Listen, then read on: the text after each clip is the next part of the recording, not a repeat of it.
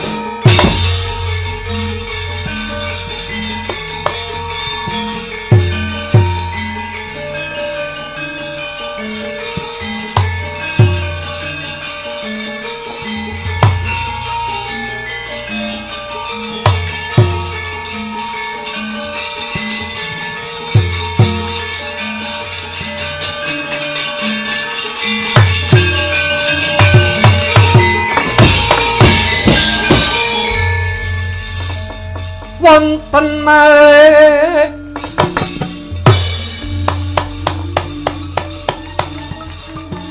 toyogi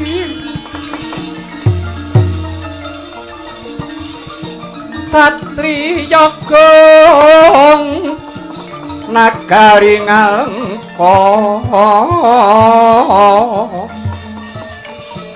sang Kumbakarna rane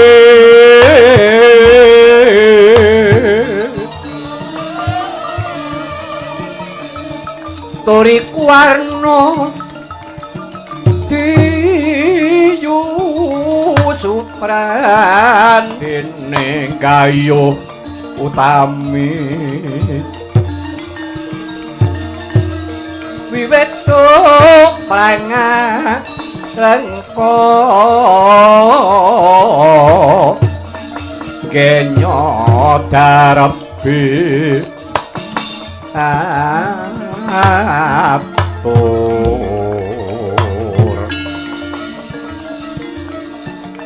brengkang raka mrih ora hareja dosa muka tan kenggo ing atur yakti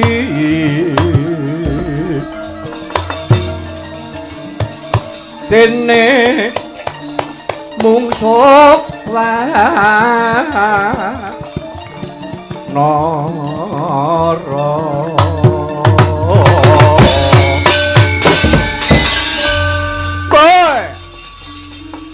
siung cetut ora katak jemblem wok-wok ketekur mek-mek meyok jaki kolok cepret cohong unine si manuk merak yo bandaku yo donyaku kadangipun Kakang Yayi Kumbakarna ana dawuh mopo Kakang Prabu kepareng nimbali kadang panglebur gongso Sarpa Kenaka ana dawuh mopo Kanjeng Koko Prabu Gunawan Wibisana kawula nuwun wonten timbalan iki ngadhawuh Kanjeng Koko Prabu Manpatih Prasta man kawula nuwun wonten timbalan iki ngadhawuh nggih anak Prabu mangskecake lenggah sampeyan ampun nggadahi raos ewet lawan pakewet inggih nggih anak Prabu ngistaken dawuh paduka nggih anak Prabu Kumbakarna dawuh mopo Kakang Prabu mengkene Yayi jroning pasuwakan agung ing ngri kelungguhan iki Kakang muji syukur ana ngersaning Gusti kang akarya jagat pun Kakang wis bisa mulihake mangun negara Ngalengka Diraja sakwise diobong karo bedes buset kethek putih senggana Yanuman rika semana nanti negara Ngalengka kubyar daana murup mangalat-alat lebur dadi awu parandene Kumbakarna dina iki pun Kakang wis bisa mbangun negara Ngalengka Diraja ngluwihi kaya ingkang wis Kumbakarna panemumu piye Yayi ora diage matur iya Koko Prabu aku matur jujur apa aku matur watone kowe seneng lho kok ngono tembungmu iya aku matur jujur ya bisa matur watone kowe seneng aku ya bisa matura sing jujur prasaja nalika ngarep Kakang Prabu ngendikake wis bisa mbangun negara Ngalengka ya pancen mengkono negara apa mung bangun kraton lho bedane apa beda Kakang yen kowe nembungake sarta ngendikake mbangun negara kuwi dumadi saka telung perangan siji bumi kelahiran loro peperintah, telu kawula. Kowe kena denarani negara. Nek pangrasaku kowe durung bisa mbangun negara. Kowe lagi bisa mbangun keraton. Nalika semono keratonmu kobong. Lebur dadi awu. Saiki wis mbok bangun gedhong magro kuwi dudu negara ning keraton. Sing mbok nggo mukti uripmu lan para kulawargamu. Nanging yen to kowe mbangun negara aku ora sarujuk. Jalaran sing ketok becik kuwi mung kratonmu palungguhamu. Nanging kawulamu padha nandhang kasaksaran ora mbok pikir. Kawula cilik uripe nunjang palang ora mbok gagas. Sing mbok gagas mung nggono mikir bab perkara kamuktenmu dhewe. Lah saiki kawula ngape keserakat iki terus kepiye? Kumbakarna ya piye? Ana tetembungan jer Basuki mawa Biya tegese. Kelakone Panjangka kudu mawa pangorbanan. Wong duweni Panjangka mbangun kuwi mesti ana sing dikorbanake. Engko dhisik sing ditembungake wong mangun kuwi kudu nganggo pangorbanan. Lah iya, Panjangka kuwi mau kudu nganggo pangorbanan. Kakang, sing tak karepake mengkene. Wong duweni Panjangka kudu mawa pangorbanan ki tuladane contone mengkene. Kowe tapa ana sukuning Gunung Gohkarna suwene 10 taun. Sikilmu mbok junjung siji, tanganmu ngatung nyang dhuwur kowe entuk bebono lan kowe entuk pakurmatan, entuk kamulyan. Kowe diwenehi ganjaran kasekten, sirahmu dadi 10. Mula aranmu Dasamuka. Dasa 10 muka Wirahi Sutiwikrama sirahmu dadi 10. Lah kuwi jer Basuki mawa Biya. Basukine kowe entuk kasekten biyane. Kuwi mbok tuku nganggo kowe tapa suwene 10 taun mau. Kuwi jenenge jer Basuki mawa Biya. Ning nek nggonmu mbangun keraton Ngalengka iki ora iso diarani jer Basuki mawa Biya. Sing Basuki kuwi biyane kawulamu. Dengap-dengap uripe delak-delak panguripane. Ning sing kepenak kowe dhewe cukup. Mingkemo lambemu. Tak pikir-pikir aku nginguku mbok karo ora ana gunane. Ketoke kowe iki sedulur. Ning nyatane kowe kuwi ora ndombane ora ngrojongi karepku. Aja meneh kok Panjangka yen kowe kuwi melu tumandang. Jenenge tembung bae kok mesti kowe nyulayani. Ora rebukan karo dapurmu. Ora dadi ngopo, Kakang. Jare mau kon ngomong wong sing jujur. Bareng aku ngomong jujur kleru. Gunawan. Nuwun kula wonten timbalan king adhawu Koko Prabu. Jaluk panemumu yayi. Nadyan to kowe iki bocah nom nanging panemumu kaya Brahmana ngerti sadurunge winarah. Kuwi bisa no. Matur panemumu piye? Rikala semono Ngalengka kobong saiki wis bisa tak wangun meneh. Becik ngluwihi kaya ingkang wis. Kula nderek muji syukur ngersanipun Gusti ingkang ngakarya jagat Kanjeng Koko Prabu saged mulihaken keraton Ngalengka. Lho Kumbakarna. Krungu kupingmu. Iki lho cah pinter kaya adimu Gunawan iki. Bocah nom ning guneme pertitis. Ora kaya dapurmu butuh gerangan, butuh gedhe kakan gaglak. Kakean badok. Kakean micek. Piye? Gunawan. Ayo, aturmu piye? Inggih, Koko Prabu. Lha dipun ngaten. Kula nderek muji syukur tegesipun Ngalengka sampun pulih kados ingkang sampun.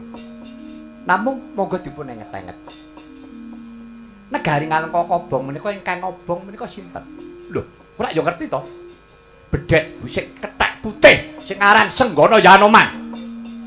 Anoman biyen kae inggih. Kula ngertos ingkang obong menika ingkang nami Wanara Seta pun Anoman. Menika namung wanara setunggal, kethek setunggal kemawon sampun gegeraken negari Ngalengka mendah boyo. Balanipun Sri Rama menawi dumugi wonten negari Ngalengka. Sri Rama menika balanipun Rewanda utawi Wanara menika ewon. Wanara setunggal mau nggegeraken negari Ngalengka saiba menawi para Wanara Pancawati balanipun Rama Wijaya dumugi negari Ngalengka. Kados menapa dadosipun negari Ngalengka? Kewedi karo kethek mboten perkawis sajrih kaliyan mantun Koko Prabu. Namung menika lelampahan ingkang sampun lelakon kang wis kawuli lelakon dadya pengilon. Kula lan pendhanipun Kanjeng Koko Prabu kedah nulat lelampahan ingkang sampun. Lah, monggo dipun padosi menapa ta sababipun kok negari Ngalengka kobar? Kok Ngalengka ngantos kobong sababipun menapa? Karana paduka Kanjeng Koko Prabu menika nyidra rekyan Warasinta. Garwanipun Sri Rama Wijaya. Menika Koko Prabu tok sumbering kalepatan. Mila Koko Prabu. Nek paduka ndara atur kula, sak sampunipun negari Ngalengka sampun pulih. Saeba kados menapa kuncaranipun menawi paduka Kanjeng Koko Prabu kersa mangsulaken rekyan Warasinta ngersanipun Sri Rama Wijaya. Koko Prabu, dosaning dosa tiyang menika menawi medhot dumateng katresnaning asanes menika dosa ageng. Engko dhisik tak punggel gunemu. Kowe ngarani yen to ngrebut bojone liyan kuwi dosa ngono. Inggih Koko Prabu. Nek aku ora kondang-kondange wong lanang kuwi yen to pancen iso ngrayah bojone liyan.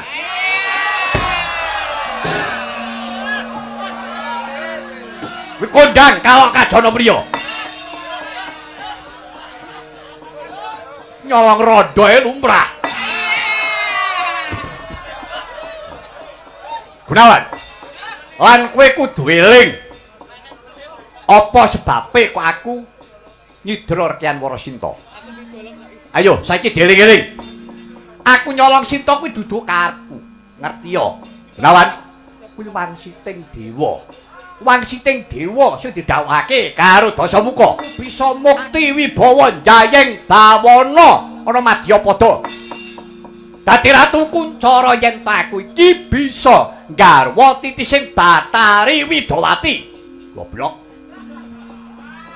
Batari Widawati kuwi sapa? Sinta. Kuwi rekyan Warasinta.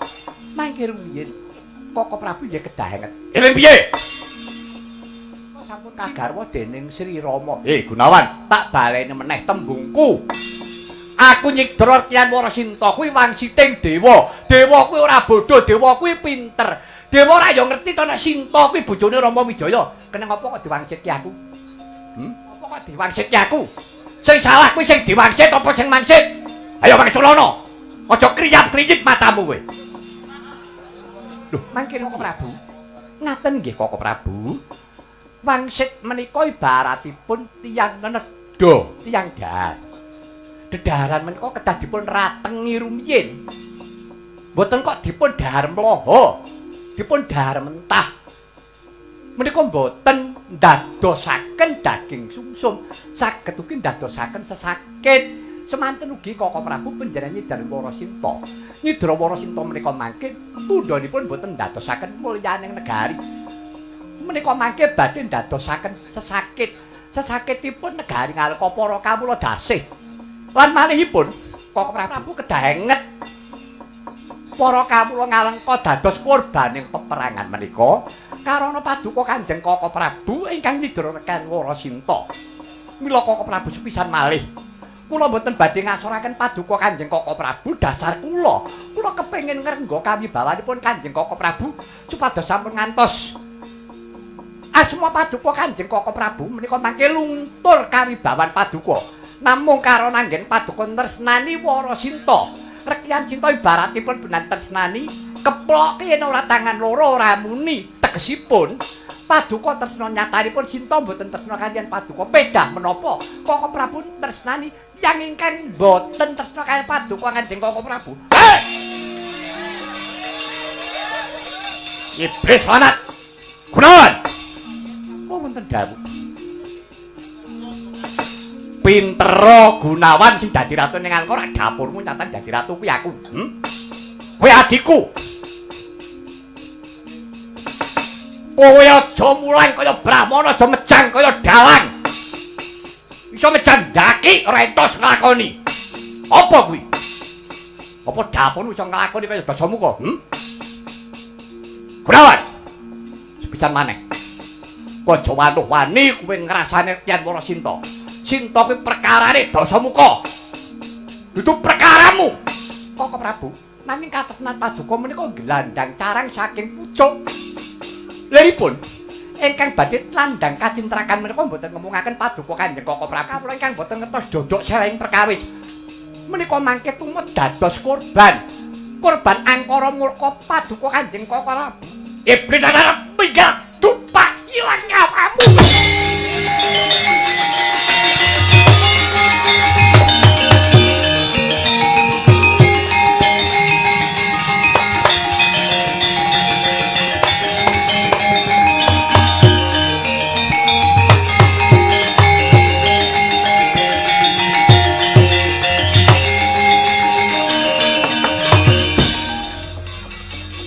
Wong tete Jwangkala ya manik Raja Dewaku. Yen kaya ngene lelakonmu Kakang Prabu. Tegese Kakang Prabu Rahwana kowe ora adil. Kakang Prabu kowe ora jujur. Cetha yen kowe ora adil. Ora adil piye? Ora adil piye? Cangkemmu muni yo. Aku barane ora adil jeng piye? Sing duwe penemu ki ora mung Gunawan dhewe. Ning aku ya duweni penemu padha karo Gunawan. Keneng apa sing mbok tundung minggat kok mung Gunawan? Keneng apa kok aku ora mbok bilang? Apa kira-kira kowe arep tresnani Gunawan? Ya. Kowe gelo atimu. Susah hatimu kowe ditinggal karo Gunawan iki bisono. Yen pancen kowe gondani terus karo Gunawan, minggato sisan. Kowe minggato sisan. Dosamu kira paten ditinggal karo Kumbakarna.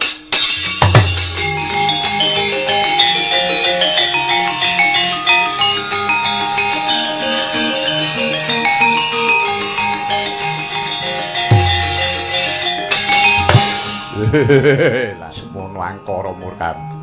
Ya, Kakang Prabu. Lali-lali den elingno. Dina iki kowe wis nundung karo Kumbakarna, dina iki aku ora bakal ngambah negara Kalengka. Aku arep tapa nindra ana sukuning Gunung Gohkarna. Ora pati-pati tangi yen to dewane ngadil urung teko ning negara Kalengka ngadili wong angkara murka. Aku arep kepengin turu sak mudarku.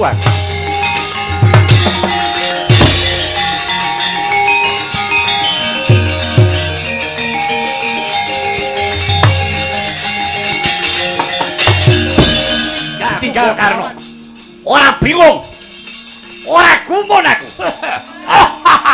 Cuk.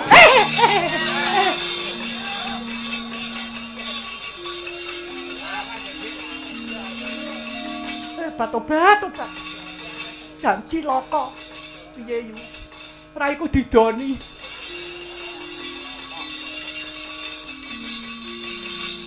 Ngopo do biayaan iki? Nyun pangala mau ngecohi kula. Midoni rai kula. Nesu kowe tak idoni. Kowe nesu.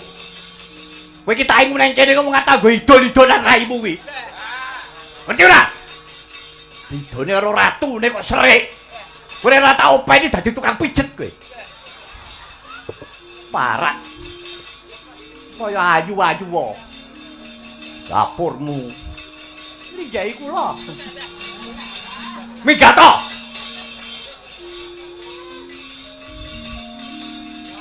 Man praco man. Kula wonten timbalan iki ngadhawuh nggih. Pripun penemu sampeyan? Lakon kaya keten penemu sampeyan pripun? Sae. Pripun? Sae. Sing sae napane? Nggih ngoten niku. Sampeyan niku man duwe penemu. Engko ndek penemu kleru ku ditundung minggat. Golek gawean saniki nggih angel. Mongko biyen aku iki dadi paten tek sapi 7.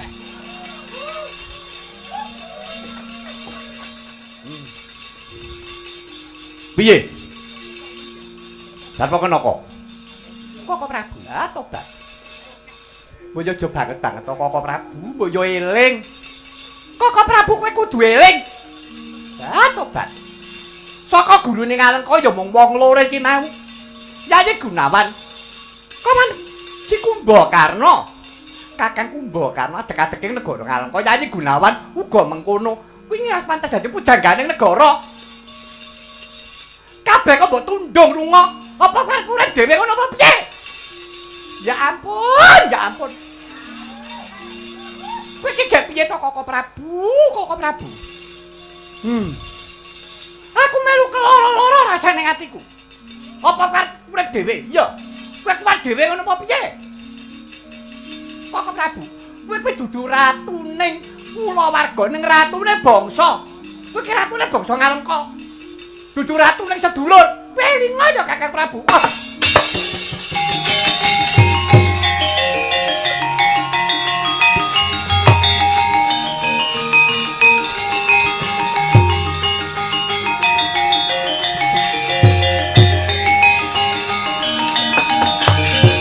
Agyatri sangka pirangu rinangi nempet kempet dosa ngretnaning bawana. Wah, tarasa bener kuwi Sarpakenaka. Kaduk ngonku paling duka kelawan kadangmu Kumbakarna kelawan Gunawan Wibisana. Man Prasna. Paman Prasna.